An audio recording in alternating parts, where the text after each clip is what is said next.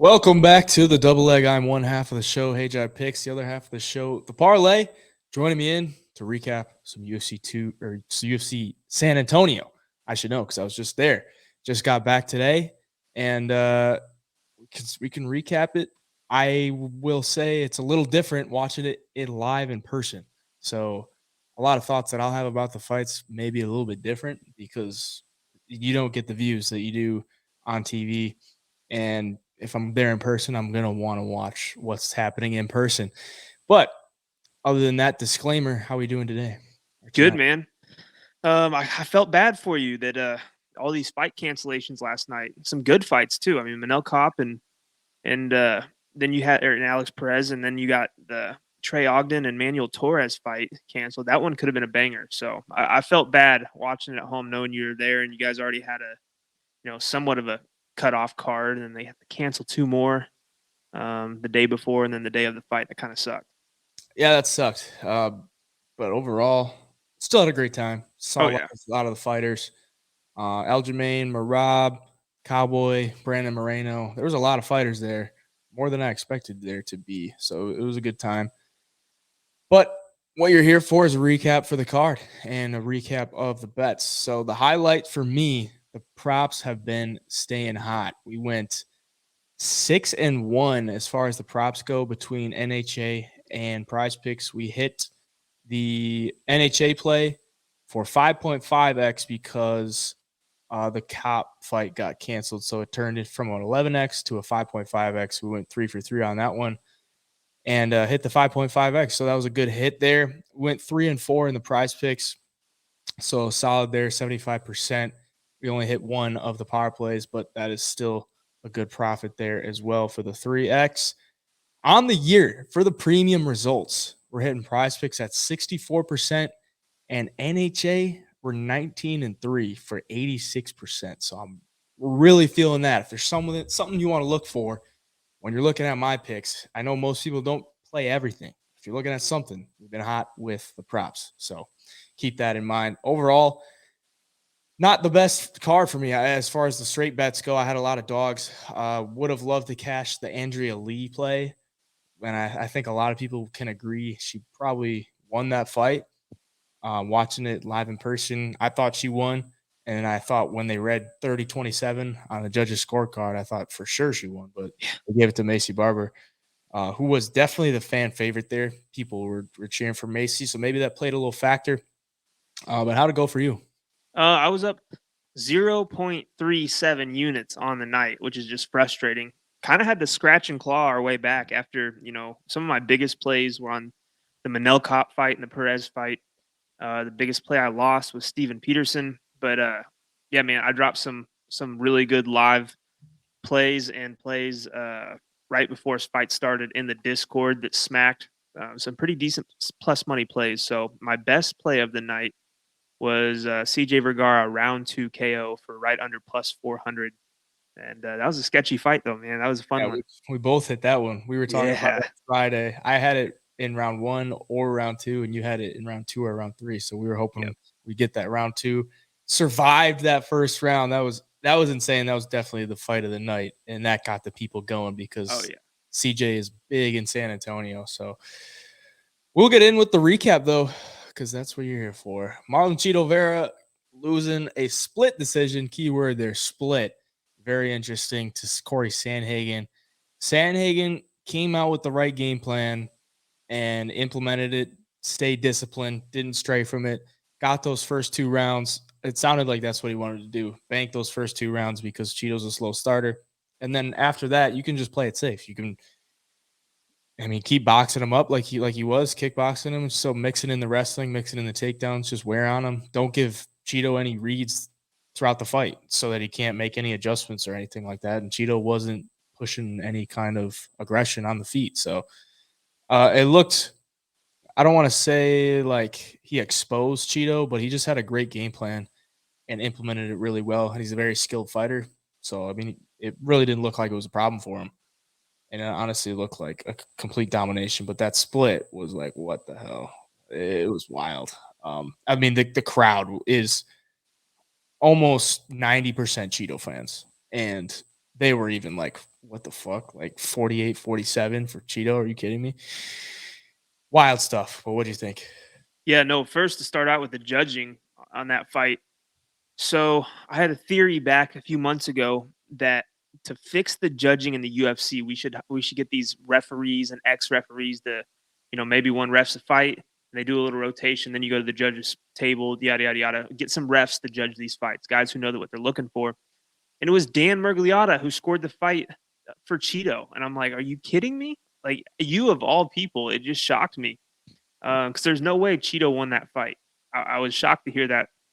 I thought Cory Sandhagen, though, fought exactly how you should fight to beat Chito Vera. Come out hot, steal those first 2 rounds. And there's a case that the first and, probably the first out of the 1 or 2, but it could have been a 10-8 round.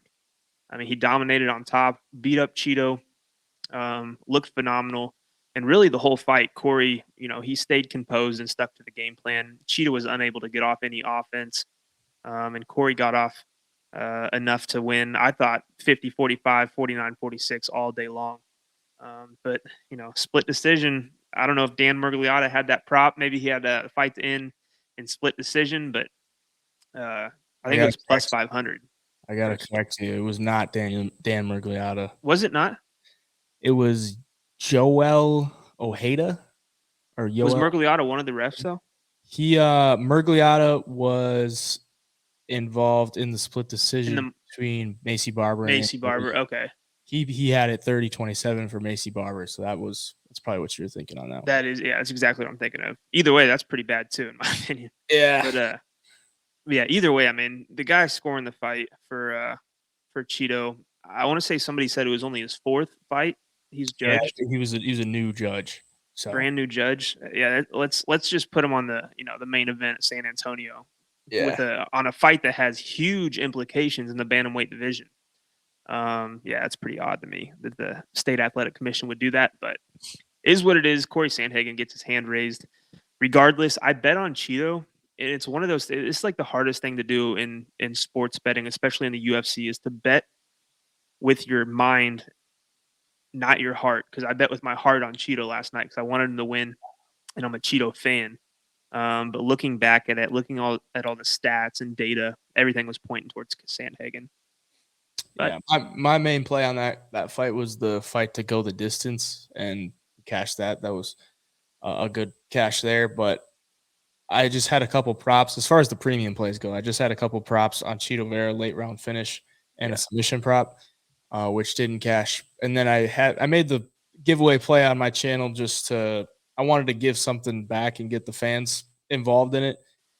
And I wanted it to go with, the fan favorite Chito Vera, and couldn't pull it off. So I'm down the 500, but it is what it is. Yeah. Another thing on the judging, I don't know if you have seen that video of the Fury FC guy that got like choked out, and then he got put in an arm bar after he was choked out unconscious.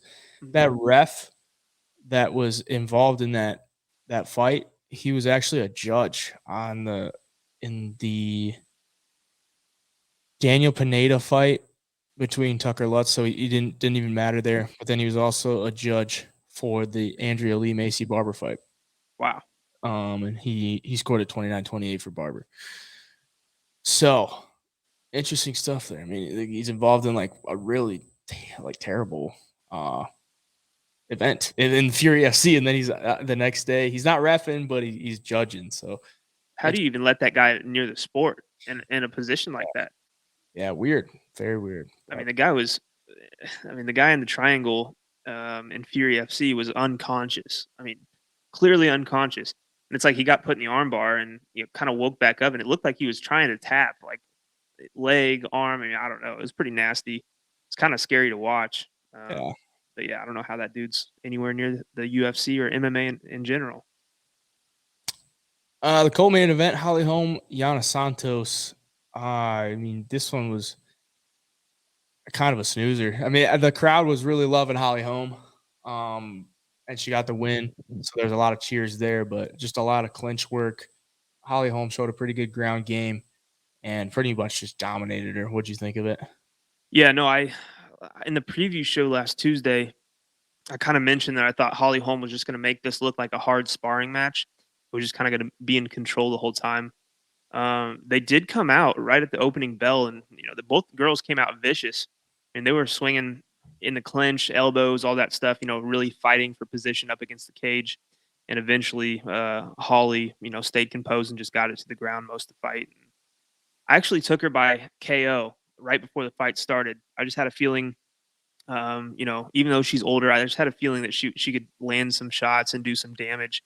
And I thought she almost had it. She almost had her in a crucifix position at one time. Had her mounted a couple times. I thought she was going to get it, but she didn't. I had Holly in a parlay as well. But yeah, man, just kind of what I expected. I mean, Holly at 41 is not doing anything spectacular, but she's not like getting beat up. Most of the time she's in control of the fights, whether it be at distance on the feet, and then last night, on the ground, she looked pretty good. So not the most exciting fight though. Yeah, I'm interested to see where she goes from here because she just signed that 6-fight contract. She's fighting a fighter that's coming off having a kid and a knockout loss before that. So it's like I think it was somewhat of a layup fight for her. I mean, Right. she's coming off a loss, just signed a longer contract. They probably want to get her on the winning track moving forward. So I gotta ask you, think Holly Holm has a championship run left in her? I do not. I'm sorry. I don't either. I don't either. Yeah, I mean, as much as she defies the logic of age with everything, when she's 41, she got a 30-26 in one of the rounds. So, I mean, she just dominated another UFC fighter. But at the same time, I mean, the bantamweight division isn't great. So, I mean, she could get a shot at it eventually, like maybe a fight or two down the road. But just because of her name, I don't know that she could really get it done. Especially that, I mean, It's just a big jump too from like fighting Santos. Like there's a big gap between girls like Santos and then the couple fighters at the top of the division, which I think massive, Holly probably gets eaten alive up there. massive gap. Nate the Train getting the dub in the second round with the rear naked choke against Austin Lingo. This one was kind of shaping up to be a decent fight as far as a little scrap goes between Lingo and Landwehr, but Landwehr gets the takedown, jumps on the neck, and secures it. Can't say I saw that one coming. I thought he would just stand and bang with him to get the fans going and everything, but I don't know. I mean, it is a tough fight for Lingo because he had just come off of a fight cancellation 2 weeks ago. Yeah. Wait, jumps into a completely new opponent, and a tougher opponent in my opinion. So, what do you think of it? Yeah, no, I kind of felt the same as you. I didn't think Landwehr was going to go and show any kind of ground game. I thought he was just going to be in that, dog fight on the feet, probably have the better cardio and be willing to be a junkyard dog for longer than Lingo was. And I thought it would go, maybe in sometime in the third round via TKO, or Landwehr was going to, grind out a decision. But yeah, second round submission. I had him in a parlay, Nate Landwehr and CJ Vergara for plus 103 for 1 unit on that one. So that was a good hit. But Landwehr is just one of those guys, man. Like you watch him fight, and he's not like super sharp anywhere, but he's just so aggressive and so tough that, fighting a guy like Lingo too, who wants to fight on the feet in the boxing. I think Landwehr just said, fuck it, I'm gonna go get this win. I'm gonna take him down. I know I'm better than him there, and found the submission. But I don't really know how much success Landwehr has at the upper echelon of that division. I mean, he's obviously tough and he's fun to watch, but I mean, he does get hit a lot. Yeah, He takes some damage too. I just don't think up fighting up the ladder any longer that he's going to have too much more success. But people definitely tune in when he fights. yeah. I was thinking this while I was watching him. When he's on the feet, he kind of fights in like the same way as like Sean Strickland. Like he just kind of Yeah, walks you down. He's not like a bouncy fighter. He's just kind of flat footed, hands are up, and he just kind of paws at you, waits for you to throw, counters you. yep. It's he does it a little more excitingly than Sean Strickland does. But I was just thinking about that when I was watching him fight. Yeah. Andrea Lee, Macy Barber. Normally, if I had a bet on an underdog like this, and it's a questionable decision, I'd be a little bit upset about it. But In this case, I just threw a quarter of a unit on both of the women's underdogs because they were plus 200 or more. And it's just kind of like going with the trends. So I wasn't like I thought about it too hard. I just kind of blindly bet him. And I thought she did enough to win the fight. But I could see a world where like Macy Barber, I don't know, maybe you give it to her off of damage. If you're going to say that, she landed more strikes. Didn't get as many takedowns, but Andrea Lee didn't do a ton when she was on top. So I thought Andrea Lee did enough to win the fight, but I'm not like pissed about it because it's just a shot in the dark women's underdog play for me. But did you have a stronger opinion on it? No, I mean, did you think Andrea Lee won the first round? Yeah, I did. I did too.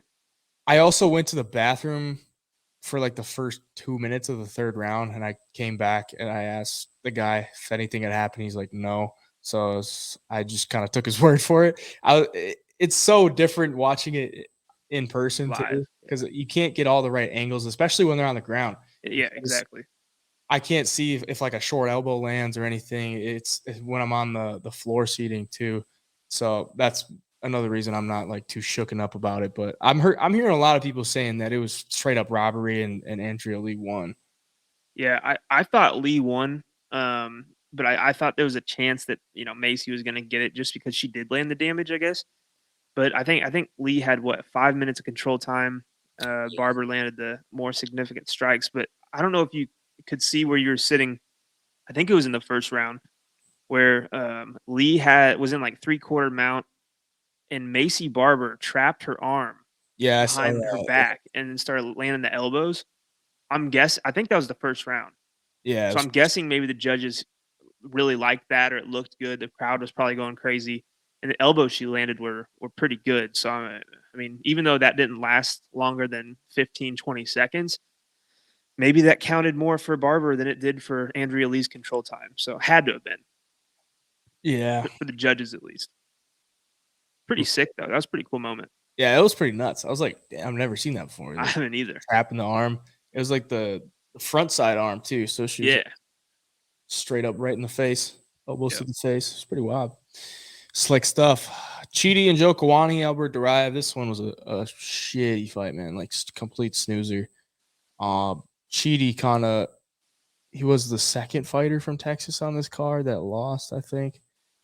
So really just hurting the trends, but man, he just looks scared. Like after that first round, it looked like he was staying to the outside, waiting for him to shoot, and he was going to go for that knee.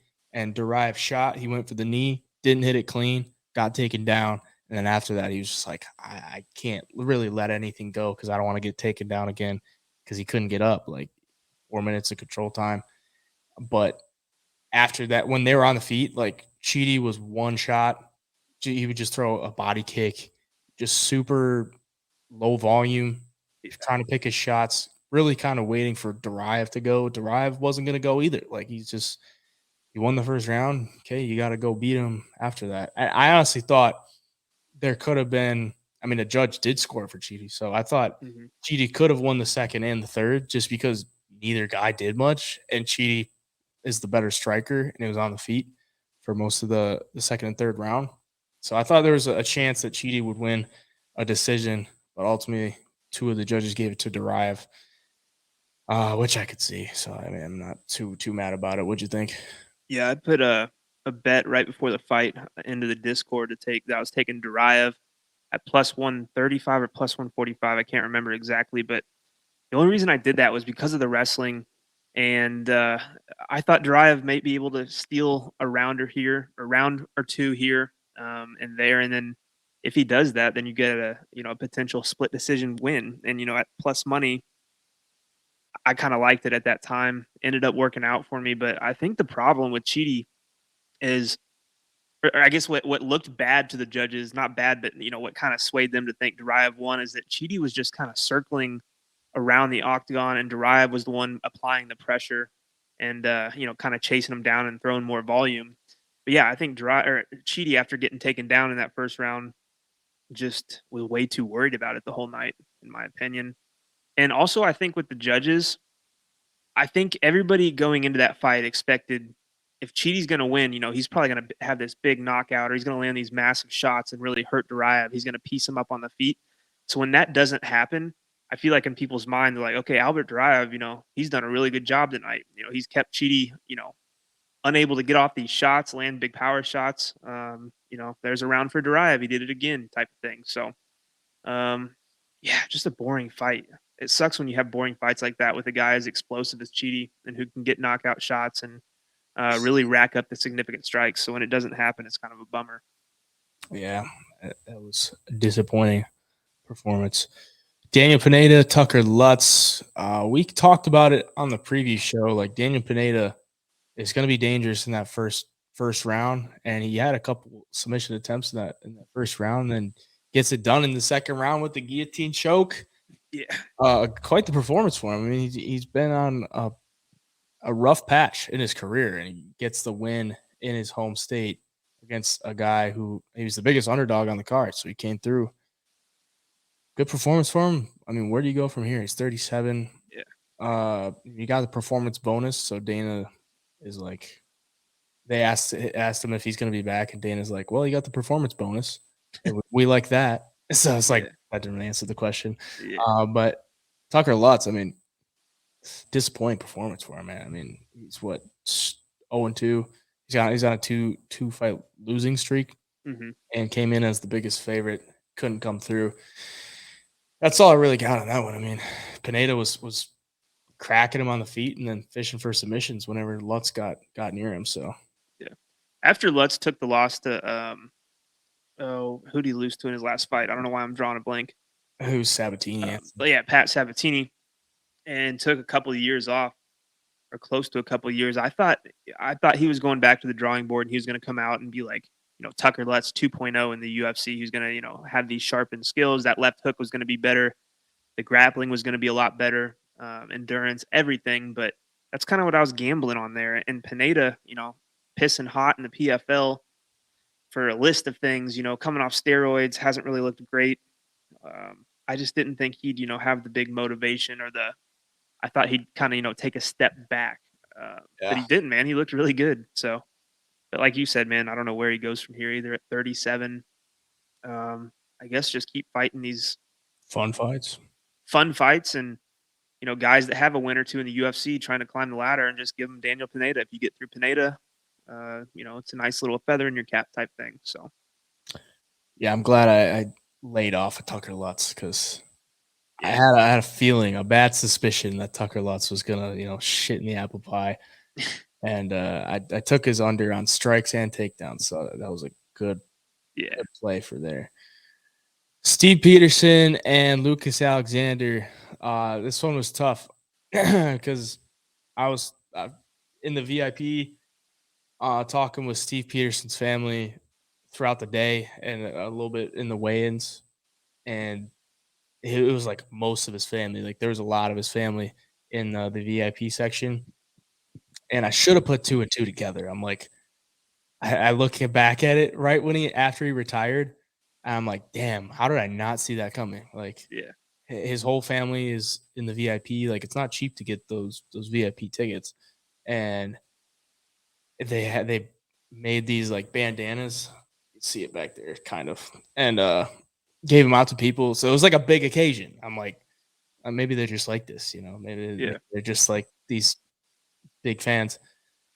And then he puts the gloves in the cage after the fight. I'm like, fuck, dude, how did I not see that coming? Like, they wouldn't make this big of a deal about it if he wasn't his last fight. Like, he knew going into that it was going to be his last fight. And it kind of showed. Like, he even said after, he said, I'm just too old. I'm not fast enough. Like, you saw it in the cage today. I can't really touch these guys as much anymore. And he only landed 26 significant strikes in a stand-up battle. And Lucas Alexander just kept him away with kicks, speed, stayed to the outside, looked really good.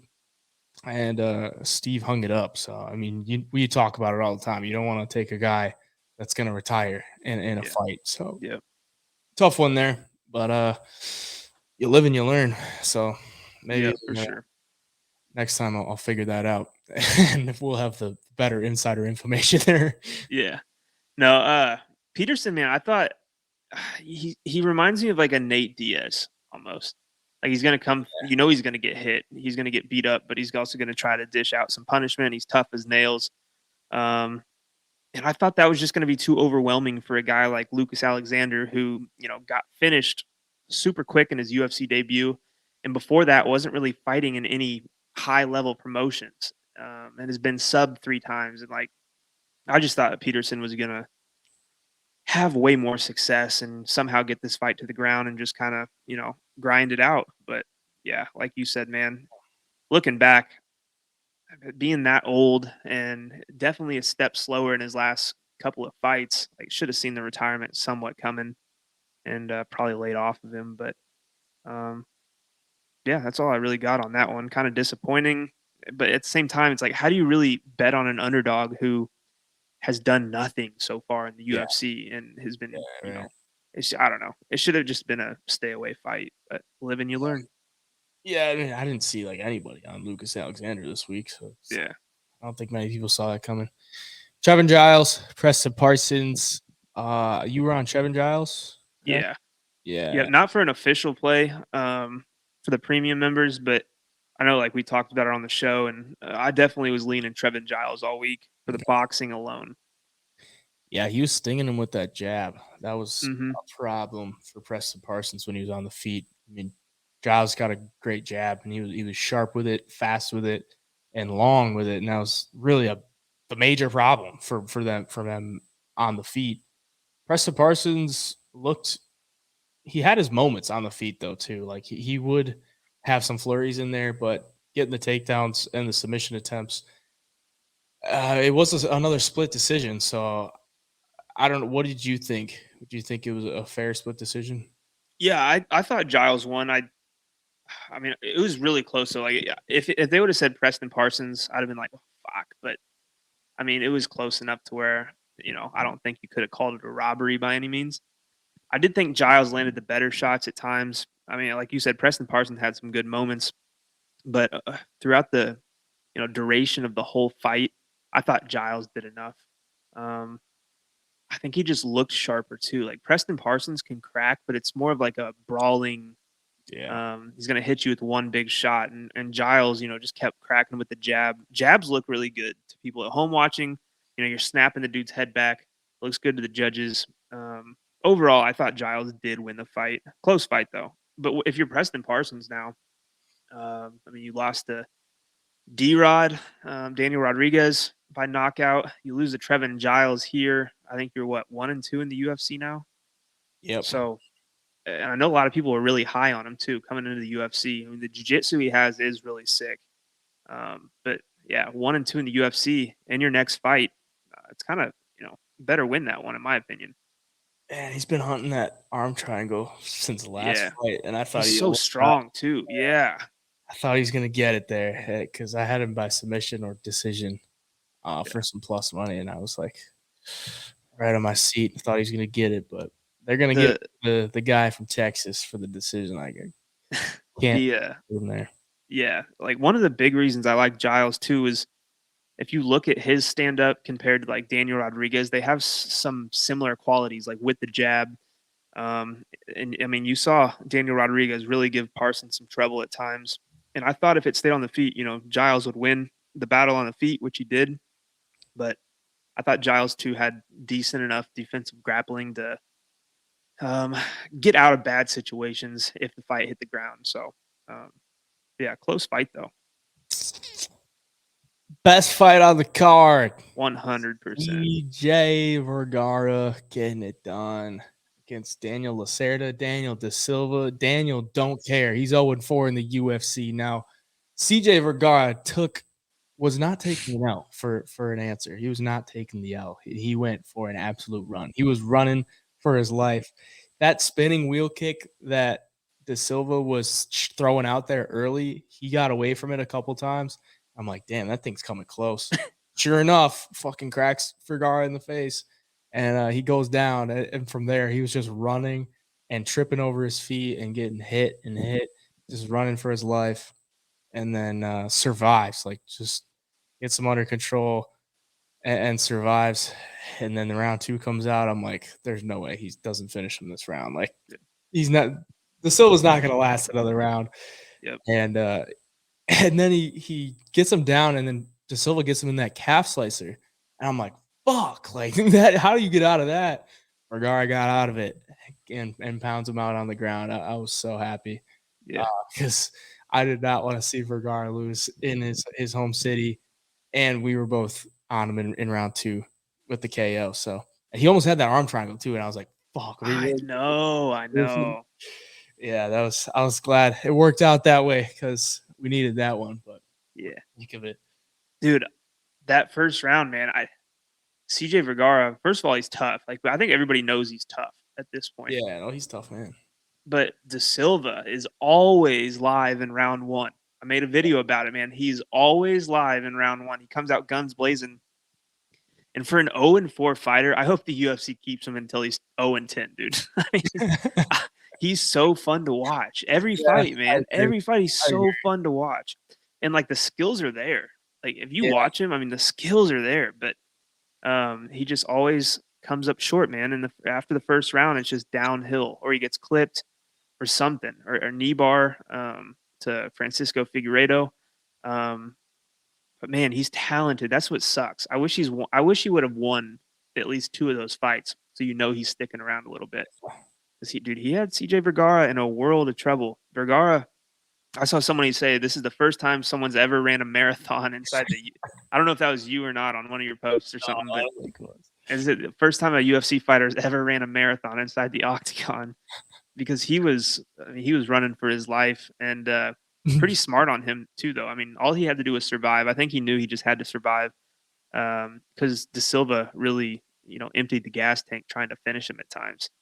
So, yeah, once round 2 came around, I thought, okay, this bet is in the bag. We got this bet. So that was a fun one. And then they were on the ground for like 2 minutes, and he was just trying to pound him out for like 2 minutes. I'm like, call it. Yeah. Call it. Herzog finally calls it. When he was running, I was sitting there going, oh, fuck, oh, fuck, oh, fuck, oh, fuck. Yeah. Dude, he's just sprinting around the octagon. Yeah, I was telling him, like, stop running. Like, grab a hold of him and just, like, clinch him. Like, just hold on to him because I thought eventually he was going to get caught. Like, you can't – he kept stumbling, too. He kept falling over. I'm like, dude, he's just going to hop on you and then get you out of there. But that shit was wild. Yep. I had the over on 27.5 strikes too, so I was happy he survived that because he was not there yet. Ended with 83, so that's crazy. Quite the play. And the curtain jerker, Victor Altamirano, Vinicius Salvador. Altamirano shot 22 takedowns, pulling out the Marab. He channeled his inner Marab Dwalishvili for this fight because Marab was there in attendance. Man, I had the fight to knock the distance in this one, and I gotta say, I should have taken into account the chin of Altamirano because that guy is hard to finish. And Salvador cracked him a couple times. He cracked him a good amount of times, and Altamirano was able to weather the storm, get him to the ground a little bit, tire him out on the ground, force him to wrestle, something he doesn't want to do. Probably took a little bit off of his shots as the fight went on, and both guys didn't have enough left to get the finish. So tough one there. If that one hits, we're having a really good weekend. But other than that, that's all I got on that fight. Yeah, I had same as you. The fight inside the distance. I thought it was either going to be Salvador with the KO or Altamirano with like a sub or getting the mount and just rain down punches till the ref pulled him off. But I also had Victor Altamirano on the money line. And I think in our preview show, I said, if he's smart, he's going to run straight across the cage and try to get this guy to the ground early and just try to take some of that energy out of Salvador, take some of the pop off his shots. I thought he did a good job of that, but shooting 22 takedowns, you could tell he's pretty damn tired there at the end. And I started kind of sensing a Salvador KO coming when he was super tired. But overall, that was a pretty close fight. Glad we got that one, cashed that bet. First bet of the night for a unit, and then lost some on inside the distance. But it's how it goes. Overall, man, looking back, I just wish we had that Manel Kopp fight and Trey Ogden fight. I just think it would have made the night better. I think Kopp was in for a big night, especially knowing that Perez might have been dealing with some kind of medical issues. I know they said he had a seizure and all, but you just never know if that's weight cut related or what. So kind of a bummer, but all in all, we fought, we clawed, got back to just over even on the night. Yeah, man, a lot of decisions last night. A lot of decisions. I wasn't expecting that, honestly. I thought there'd be a lot more violence. Yeah. A couple of disappointing fights. Best fight of the night was the second fight of the night. So, yeah. I mean, what was 13 fights turned into 10 fights? So disappointing in that regard, but I had a great time, and it's always a great time. If you've never been to a UFC event, I would highly recommend it. But that's it for this card. We got a weekend off here before UFC 287. So back to the drawing board. We'll probably be coming at you with some kind of episode in place of the preview show. Maybe a couple. We'll see how it goes. But if you're watching here on YouTube, drop a subscription down below, a like as well, and a comment. Let us know what you thought of the cards, what you thought of the judges, anything about the card or anything moving forward. But if you want to get in on the premium plays, we'll put the description down below. The double leg premium is there. Otherwise, you can wait till the night before or the day of to get just the plays for each card. So other than that, at HI Picks on the medias for me, you can follow the double leg at the double leg on the medias as well. We'll be posting a bunch of information and clips there. Where can they find you? On TikTok at the Parlay, Instagram the Parlay_media, and Twitter and YouTube the Parlay MMA. Till next time, double leg signing out.